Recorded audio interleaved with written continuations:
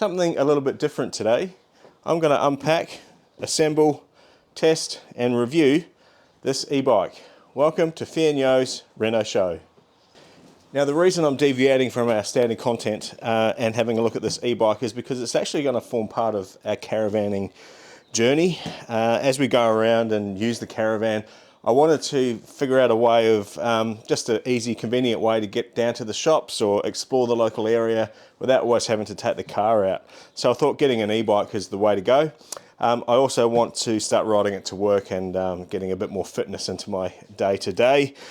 So yeah, I thought I'll get the old bicycle and take you guys along for the journey, and we'll have a look at this Dirodi Nova, see if it's any good.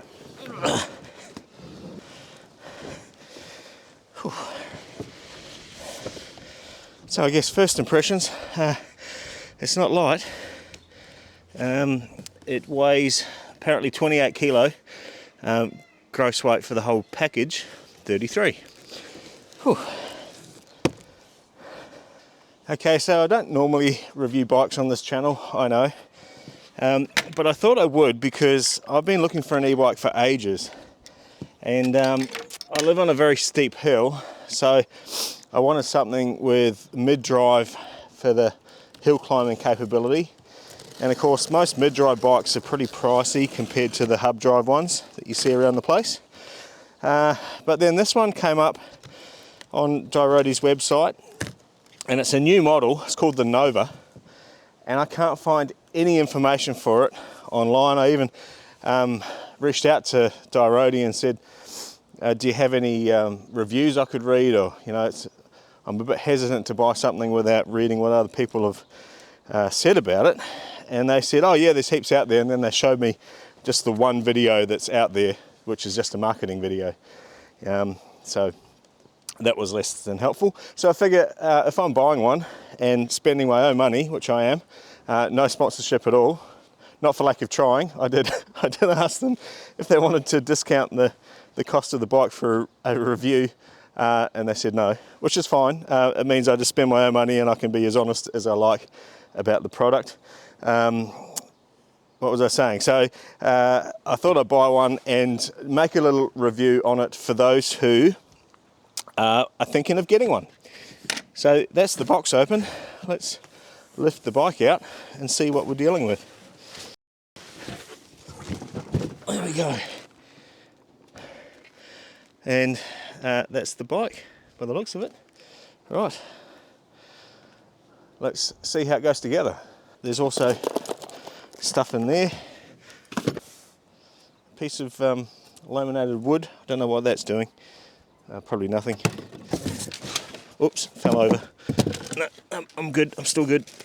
Right, it is windy up here today, so I might lay it down on the cardboard. It's a good idea, isn't it? Okay, so first impressions, it's pretty well packed. I went for the silver one, it comes in silver and black. Now, I was saying before how it's pretty much the cheapest mid-drive I could find. I got this particular bike for $1,861, all my own money, no discount other than their Black Friday discount that had a countdown timer for 2 days, but every time I checked the website over 5 days it was still counting down. So just a psychological trick, isn't it, to make you buy it. The tyres aren't pumped up. Okay, that's probably normal, but I don't have a pump, so it's something I've got to go find. That's the wheel. It's looking really good. Metal mudguards, so wait and see if they're going to be noisy when it's on the bike. The tyres are like this cool sort of coffee colour, quite like that. A little retro looking. I didn't want anything with the fat tyres on it, just because I think they look a little stupid and they have more rolling resistance. I don't quite understand why you would want them. Oh, it's got a wheel lock on it. It says on the ad that the wheel lock is optional, but there it is on there. Yeah, so what was I saying? It's cost $1,861. The courier dropped it off on the driveway in front of the garage in full view of the road, with nobody home, which is a little bit disconcerting. So something to be aware of. Not Dirodi's fault, obviously, but something to be aware of. Whatever courier they're using is fairly lazy. But yeah, for the price, I'm getting everything I kind of wanted. I'm getting the mid-drive, I'm getting the larger disc brakes. It's got Suntour forks on the front. Hopefully it does everything I'm looking for. Okay, enough talking. Let's get it unpacked and put together.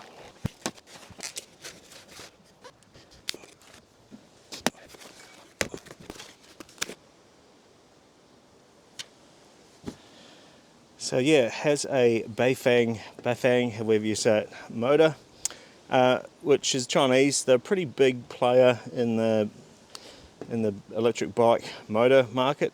You see lots of bikes with them, and this is an M420 model. I think it does about 80 Newton meters of torque or something like that. So we'll see if it's able to get me up the hills. Download assembly instructions. We don't need those. Tyres from Schwalbe. Big Ben tyres, apparently. I don't know if that's good or bad. Don't really know the brand. And as you may suspect, I'm not a bikist. I'm just someone that wants an e-bike that's going to serve the purposes for what I need it for. Yeah. And disappointingly, I can already see an issue. We're going to have 2 keys for the bike, one for the lock and one for the ignition. Why would you need ignition on an e-bike? Maybe it's to unlock the battery. Oh, that's what it's for. Let's have a look in the box that came with it. We've got some pedals, and they are directional, so they've got to go on the right sides. Got a little pouch with a picture of a bike on it. What's in here? A multi-tool thing. Hey, that's quite cool. Yeah. What else? Tyre irons. Tiny tyre irons to change your own tyres. Red Sun. I'm assuming that's rubber cement. These are probably patches, are they? Yeah, look at that. Little tyre repair kit, so that's quite nice. Don't know if I'll be using it, but it's nice to have. Put the toolkit back in there. Oh, touch-up paint. That's a nice, actually, a really thoughtful thing to include. Unless they're expecting it to arrive scratched. But if I scratch it, I'll have some touch-up paint. That's pretty handy. And inside here, we do have the charger. Okay, I think first step, I'm going to put the front wheel on. It comes with this protector for the disc, which presumably just pulls off, yes. The forks also have like a protector in them to stop them getting squashed, I guess, in transit. So that's good. Right, that's the front wheel on. Pretty easy, just like any other bike. Might get the handlebars on next, because now I can sit it on its stand. So we can start to see what it actually looks like as a bike. I like these silver accents here. That's something different. What else? The matte black is quite nice, but it does tend to get the dirt stuck to it. And I quite like the silver and black combo.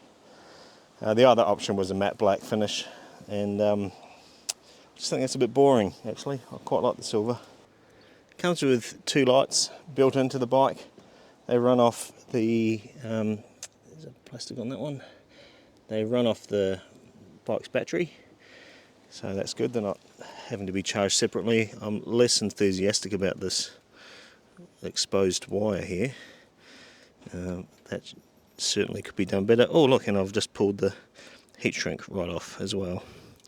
So already probably something you wouldn't get on a bike that costs a few thousand more, but nothing I can't rectify myself with a bit of sheathing or something. The built-in carrier, 25 kg, looks pretty sturdy. No suspension on the rear, obviously. I did want a full suspension bike, but just nothing at this price, nothing even close. So the only suspension on the front. It is obviously also designed for a front carrier, as you can see by the 4 Allen bolts there, and a nice solid mounting for any kind of front carrier, which didn't come with the bike didn't see it as an option on the checkout page. Not that I'd want one anyway, but nice to know for anyone else. If you are getting one, it can have one fixed on there. Okay, so how do you figure out the angle? Just, I guess. I'm trying very hard not to drop any of these little bolts, because if they fall through the gaps in this deck, I'm going to have to remove decking boards to get them back again. That feels about right where it is. Can always adjust this later, I suppose. I'll just get it done up now. And there's the seat. Yeah, just feels like a seat. I don't know if it's going to be comfortable or not. It's a bit low though. Let's put it up a bit. Somewhere there. So I did mention before, the bikes come with this wheel lock here, and that's to lock the back wheel. Now, I did say on the ad that it was optional, and obviously it's come with it. So it's not optional, it just comes with the bike. I wasn't going to order it, especially because I don't think they're very useful. So I've locked it now. Nobody can steal my bike, except what's to stop them just doing this? I think we'll fit the mudguard. It just goes on the same bracket that's holding the light. I always used to laugh at kids when I was a kid riding my bike, laugh at other kids who had big mudguards, because it just looked so dorky. But I guess I'm a dork nowadays, now that I'm old and sensible. Okay, we're almost there. I want to get these pedals on right. I'm assuming it's sitting on the bike. This would be right. What size would it be? 14. No. Why wouldn't they make it? You're joking. I guess I'm using these spanners. 15. It's a 15. Who makes something 15 mil?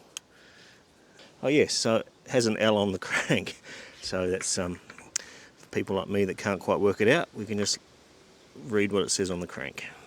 And is this a reverse thread? Yes it is. Reverse thread. Right, so pedals are on, mudguard's on, tyres are still flat. Thankfully, my neighbour, who is a mad keen mountain cyclist, he's got a tyre pump, so I'm going to go borrow that off him, and we'll get some air in the tyres and see if it rolls.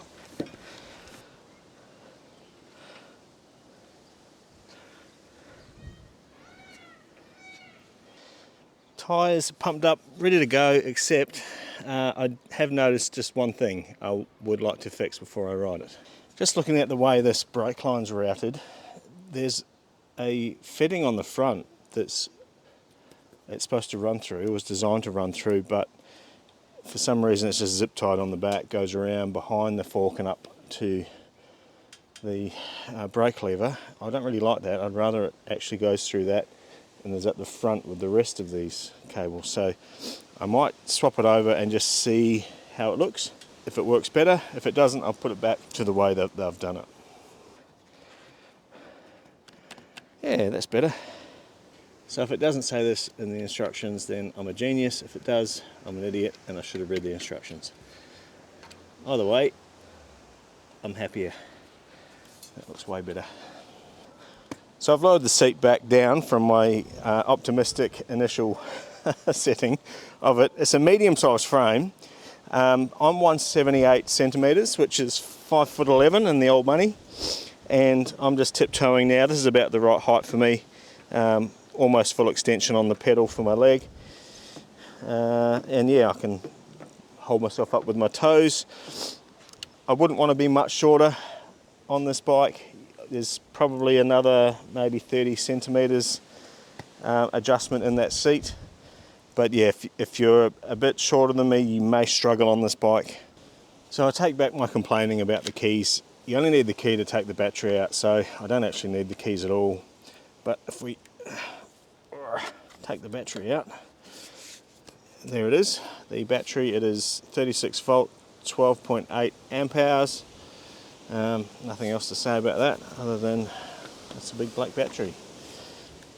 That's the charge port on there, so it's just a standard barrel plug charger, and it has a button on it, and if I push the button, a blue light comes on. It's the blue light button. Right, it's ready to turn on, and if we hold down the power button, there it is. Colour screen, Beifang, and there is the display. Over here we've got our plus and minus. That changes our assistance settings, so up to 5, down to 0. So I guess, is that 6 settings? We've also got a headlight here. If I hold that down, the light comes on. That's not flashing, by the way, in real life. It's just dimmed, so that's dimming the screen. But I have noticed that the front light's not on, so it may be faulty because the rear light's on. So I will read the instructions and see if I'm doing something wrong, but it could be a fault straight out of the box. Thankfully, probably nothing too hard to replace and nothing that should stop the bike from going anywhere. Okay, another thing I've noticed, just want to point out, I've got it on charge. The charger's got a red light glowing there. I've plugged it in, but there's no sign to tell me that it's charging. Presumably I thought it would have a little charging light, but it doesn't, so you just have to guess that it's working. Okay, I'm just about ready to go for a ride. There's a few things I just wanted to point out before I go. Let's turn it on again. So there's no information on the Dirodi website for this bike, and as far as operating instructions, so all of these controls and there's nothing about that on their website. I have reached out to them. I gave them a call. They said to just email them and they'll email me something. But I got sick of waiting, so I just Googled it, and it's a fairly common setup. A lot of bikes have it, so I just found it on a different manufacturer's website. A few things I want to point out. If I double click the eye, it takes me into the settings where you can go and change various settings. I can change my max power assist. You've got either 9 levels, 3 levels, or 5. I presume that max is always max. It just gives you different sort of steps in between those two extremes. The other thing I've found out is if I turn the lights on by holding down, so again that's just dimmed, it's not flashing in real life, and this front light's not working. However, if there we go, fiddle with the wire, it comes on. So something to be aware of, these wires are just loose at the back, and I mean it's already something I've mentioned, this is pretty dodge. I'll maybe think of a better solution for that. But yeah, so the light's working fine. I'm going to work out how I'm going to strap a camera to this thing, and we'll go for a little ride and see how it performs.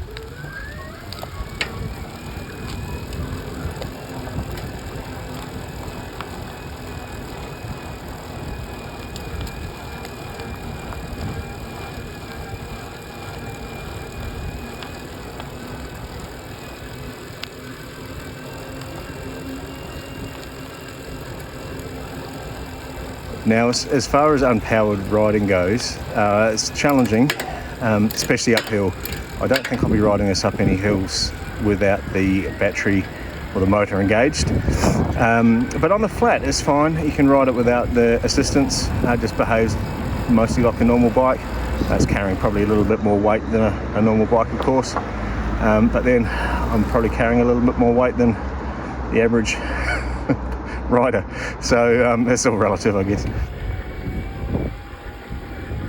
Now, interestingly, on the ride back, I'd accidentally bumped the power assist into 4 instead of 5, and I was sort of powering up the hill in second gear, thinking, oh, yep, not too bad, and then I realised I still had a power level to go, so I clicked it into 5, and I was able to get into third gear going up the same hill.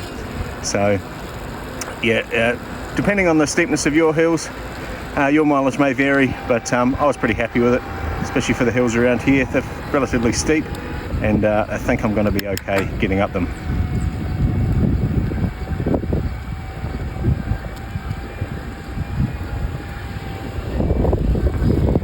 I thought I'd also say the brakes work okay. I thought they'd work a bit better than they do. And I'm hoping that they just need some time to bed in, the pads to bed into the discs, because I know from cars when I've changed discs, it takes the brake pads a while to kind of bed in and grip properly. So I'll give it the benefit of the doubt at this stage. But the front brake also makes a weird ticking noise, so I'm not sure what's going on there. And maybe that calms down too. Again, I'll give it the benefit of the doubt.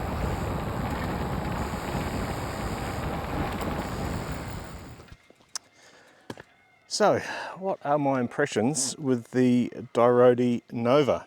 Well, I wanted a bike that would be good for hills, and it's not too bad. For the price, it's acceptable. It's not powering me up in top gear. I do need to drop right down to the lowest gear on some of the steepest inclines, but it still gets me up them, whereas I'd have no hope just with my own leg power. It is what you pay for. In fact, I think it's good value for what you pay for. There's a few little niggling issues, which I'll get to in a second. But I like the carrier. Excuse my contraption on the back. That's my filming apparatus. It doesn't come with the bike, but I will sell them separately if you want one. The gears work well. The screen's really easy to read. It's nice and quiet. The birds are a bit noisy today. The assistance kicks in after about half a turn of pedaling, so you sort of get used to that. And once it kicks in, away you go. What I don't like is that it cuts out at 25 k's. Now I know that that's a legal requirement, but it's kind of annoying because you hit that 25 and suddenly it feels like you just run into a brick wall. So I might see if there's a way around that, for off-road use only, of course. I do like the bell, and now that I've fixed all the little problems like the light not working and everything, it's a pretty good bike, and I think I'm going to enjoy riding it once I get used to it. The front shock works okay. I took it for some light off-roading, which I can't show you because it was so bumpy the camera wouldn't work. So it's not really designed for any kind of actual mountain biking, and it is advertised as a commuter bike, so I'm not expecting too much from it. So a few things which could use improvement. Every time I turn on the bike, it defaults to the first, like the lowest power assistance setting, and I immediately just bump it up to 5 every time because that's what I want it on. If there's a way to default that to 5, that would be nice. My biggest gripe really is the fact that it didn't come with any instructions or documentation from Dirodi. So I think that's a bit of an oversight for them, and if they're watching this, then maybe they could take that on advice. You shouldn't be selling a product with no actual operating instructions. That's pretty poor. I did contact them.